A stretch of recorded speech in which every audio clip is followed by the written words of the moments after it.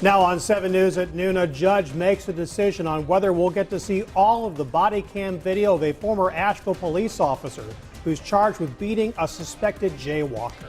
And dozens of Russian diplomats are being kicked out of the U.S. by the Trump administration. Hear why other nations are also expelling Russians after the poisoning of a former spy.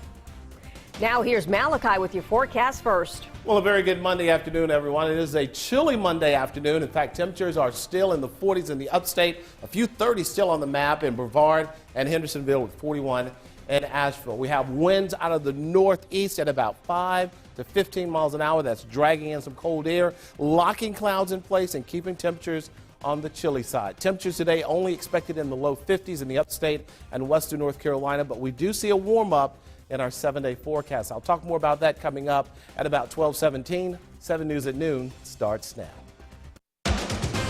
Covering local news first for Carolina's family. This is 7 News at noon. Good afternoon. I'm Fred Cunningham. And I'm Sabila Vargas. Thanks so much for joining us. We begin with breaking news at noon. A hearing just wrapped up in Asheville where a judge decided to release body camera footage from an excessive force incident dating back to August. Our Brianna Smith was inside the courtroom and joins us live from Asheville. Brianna? Yeah, just because that judge ruled today to release that video next Monday doesn't necessarily mean it's going to happen anytime soon. Let's show you what video we're talking about, though. This is video of that August incident that was leaked to the Asheville Citizen-Times last month. But the city says it's one of 9 videos they want released with this court order. Former Asheville officer Christopher Hickman has now been charged for beating citizen Johnny Rush after stopping him for jaywalking. The city attorney stated today that the release of the video is necessary to calm the community's outrage over this incident, while the district attorney and Hickman's attorney both filed objections to the order, stating it would prevent a fair trial for Hickman. Now, the DA and Hickman's attorney both have a week to file an objection and an appeal to this, which could drag this out in court, meaning that video could not be released on Monday. But we have a hearing set for 2 p.m. then, and we'll find out the full story. We're live here in Asheville for you at noon. Brianna Smith, 7 News. Brianna, thank you.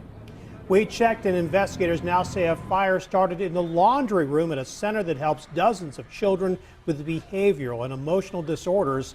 This happened at the Williamston Youth Academy just before 6:30 last night. We're told smoke could be seen coming from the building when firefighters got there. The building was evacuated and crews were able to contain the fire to one room.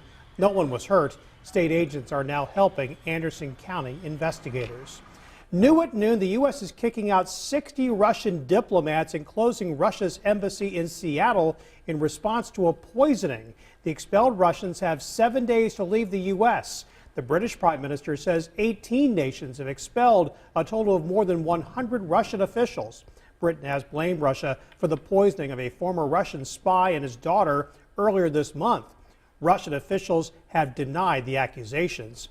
U.S. Ambassador to the UN Nikki Haley said in part in a statement, quote, "Here in New York, Russia uses the United Nations as a safe haven for dangerous activities within our own borders. Today, the United States and many of our friends are sending a clear message that we will not stand for Russia's misconduct." Adult film star Stormy Daniels spoke publicly for the first time about her alleged affair with President Trump.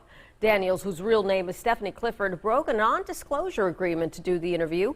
She says that she signed the NDA because she had been threatened in the past and she was afraid. President Trump's personal attorney, Michael Cohen, admits paying Daniels $130,000 of his own money to stay quiet. Representatives for President Trump have denied the affair ever took place, but it's the non-disclosure agreement that could do the biggest damage. May create an election violation. Right. That is with the FEC. The person who could be in trouble for that is Michael Cohen, as well as the campaign. Pay Daniels just days before the election, and that could represent a campaign contribution. Watchdog groups have pushed the Federal Election Commission to launch an investigation of the Cohen payment. In order to do so, each of the FEC's 4 commissioners would need to sign off. The former pastor of New Spring Church is welcoming a new congregation. You might remember Perry Noble was removed from New Spring because of family and alcohol issues. In the summer of 2016, he announced on Twitter that Second Chance Church is having its first public worship services next weekend. Easter is this Sunday. The church location is on West Church Street in Anderson. New at noon, groundbreaking has been finished for a new park that celebrates Greenville's textile industry history. Textile Heritage Park will be built on 6 acres across Smythe Street from the lofts of Greenville. During the early days of the textile industry, the land north of downtown Greenville was known as Central Park. It was a gathering place for families of those workers to relax, enjoy music, and have parades. New at noon, Governor Henry McMaster is in the upstate to celebrate the grand opening of a new building for a BMW supplier. Magna Seating has a new facility in Moore. It makes seats for 3 models of BMW cars produced in Greer.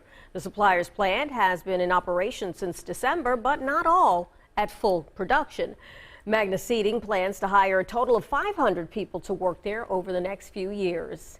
And BMW is also hiring today in their plant in Greer.